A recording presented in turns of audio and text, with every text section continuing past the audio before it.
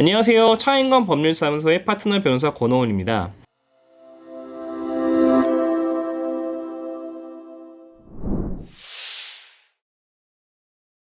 한국 정부가 가상자산 산업을 제도권 내로 편입시키기 위해 관련 규제를 준비하고 있습니다.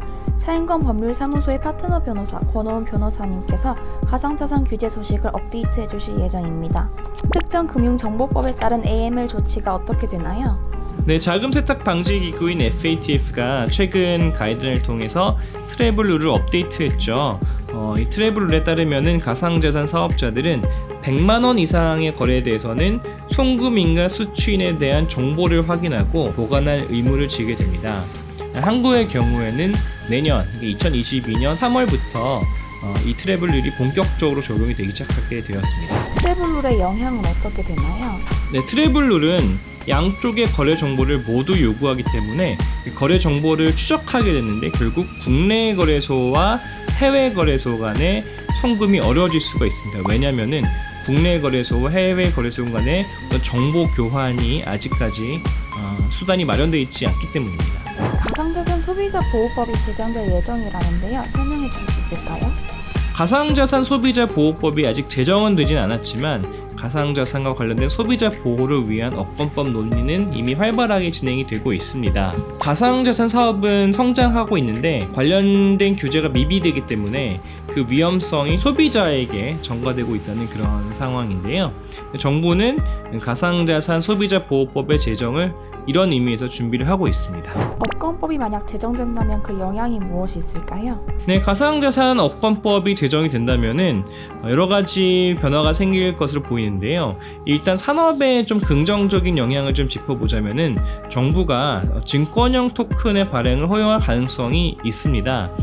현재 금융위원회 등에서 증권형 토큰 STO라고도 하죠. 이런 증권형 토큰을 자본시장법 아래에서 합법화를 할 방법을 조사하고 있는 것으로 보도되고 있고요. 또한 스테이블 코인과 관련된 논의도 진행 중에 있습니다. 법정 통화와 비슷하게 기능하고 있는 테더라든지 기타 스테이블 코인들이 있잖아요. 이런 스테이블 코인들도 한국에서 발행을 할 수 있는 방안들이 준비가 되고 있는 것으로 보입니다. 가상자산 사업자에 대한 추가적인 라이센스가 도입될 예정이라는데 설명해 주실 수 있을까요? 네, 이번 개정안에서는 가상자산 사업자들이 국내 은행들과 협업을 해서 실명 계좌를 개설하도록 하고 있고 또 ISMS 인증을 취득할 것을 요구를 하고 있는데요. 다만 이 신고 제도는 가상자산 사업자들이 자금 세탁 방지법을 위반하지 않는 정도의 어떤 그 보장만 하고 있다는 그런 제한이 있었습니다. 그렇기 때문에 가상자산 사업과 관련된 전반적인 상황을 규제하는 그런 법률 및 가상자산 사업자들에 대한 추가적인 라이센스가 필요하다라는 논의들이 계속해서 이어져 왔고요. 앞으로는 특근법에 따른 신고 외에도 가상자산 사업 전반, 예를 들어서 ICO라던가 아니면 가상자산 매매라던가 이런 사업의 전반에 대한 어떤 신고 또는 등록 등이 필요할 것으로 보입니다. 아직 법안이 나오지 않았기 때문에 이것이 등록제로 운영이 될지 인가제가 될지 허가제가 될지에 대해서는 논의 중인 것으로 알려져 있습니다. ICO 관련 규제도 도입 논의 중이라는데 설명 부탁드리겠습니다. 네, ICO라는 거는 Initial Coin Offering, 그러니까 가상자산 또는 가상화폐를 공개하는 그런 것을 얘기를 하죠. 가상자산에 대한 신뢰 부족, 규제 부족 이런 것들을 이유로 해가지고 2017년 9월에 정부가 ICO를 금지한 바가 있는데요. 다만 관련된 법률이 명확하지 않았고 또한 해외에서는 허용되는 경우가 많았기 때문에 많은 스타트업들이 해외 투자로 눈을 돌리게 하는 그런 결과가 나왔습니다. 그런데 이번에 논의되고 있는 가상자산 사업 업권법에 따르면은 ICO를 허용하겠다 이런 의미로 보이는 그런 쟁점들이 좀 보이는데요.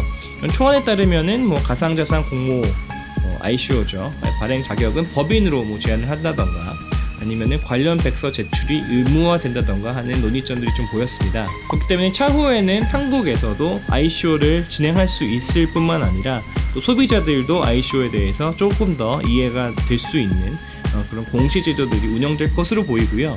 또 경우에 따라서는 디파이 서비스의 경우에도 ICO에 참가를 한다든지 또는 라이센스를 받는다던가 하는 그런 논의들이 진행될 것으로 보입니다. 마켓 메이킹에 관한 규제는 진행되고 있는 바가 있나요? 네, 원래 마켓 메이킹이라는 것은 어떤 시장의 유동성을 위해서 투자자들로부터 가상화폐를 구매해서 다른 투자자에게 파는, 그래서 시장에서 가상자산이 잘 운영될 수 있도록 하는 그런 행위를 하는 것을 이미 했는데요. 다만 일부 마켓 메이커들이 시장 가격에 대한 조작이라든지 기타 불공정한 행위들이 좀 있는 경우가 있었습니다. 그래서 여기에 대한 규제가 좀 필요하게 되었고요. 가상자산 업권법이 도입이 된다면은 마켓 메이킹 하는 행위에 있어서도 미공개 정보를 부정하게 이용해서는 안 된다는 그런 규제로 바뀔 가능성이 높습니다. 따라서 마켓 메이킹도 규제 안에서만 이루어질 수 있는 그런 상황이 될 수도 있습니다. 가상자산 산업이 이렇게 시시각각으로 변하고 있습니다. NFT라든지 디파이라든지 기타 다양한 산업으로 발전이 되고 있는데 그에 비해서 법은 따라가지 못하고 있는 게 현실이었죠. 그런데 앞으로는 가상자산과 관련해서는 자본시장법 또는 금융으로 볼 그런 부분들이 생기고 있는 것 같습니다. 또한 금융이 아니라 하더라도 가상자산 업권법에 따라서 불공정 행위를 하시는 안 되는 그런 규제들 속속들이 생겨날 것으로 보이는데요. 저희 차인건 법률사무소에서는 이러한 규제 업데이트와 관련해서 주기적인 소식을 전달해드리고 여러분들의 이해를 돕기 위한 전문가적인 시각을 계속해서 제공해드리려고 노력하도록 하겠습니다. 네, 이번 정보가 유익하셨다면 구독과 좋아요 꼭 눌러주시기 바라겠습니다. 감사합니다.